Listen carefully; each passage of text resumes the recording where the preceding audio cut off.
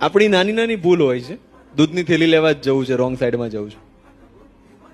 હા, બકાલું લેવા જવું, શાકભાજી લેવા જવું છે, રોંગ સાઈડમાં વાંધો નહીં. હેલ્મેટ વગર વાંધો નહીં.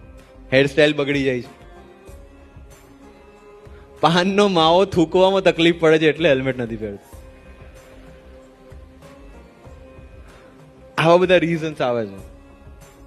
અને પછી જ્યારે એ ડાયરેક્ટ રોડ પરથી ટ્રોમા સેન્ટરમાં મળે છે ને, ત્યારે રીઝન આપવા માટે પણ વ્યક્તિ સક્ષમ નથી હોતો. અને એક બનાવ કોની જિંદગીમાં ક્યારે આવી જવાનો છે આપણને નથી ખબર. અને એટલા માટે આ બધું જરૂરી છે. ટ્રાફિક પોલીસને કોઈ જ શોખ નથી તમને હેલ્મેટ પહેરાવવાનો, અથવા એ અગર 50 લોકોને વધારે હેલ્મેટ પહેરાવે છે તો એના પગારમાં 1% ફરક નથી પડતો. સમજાય છે?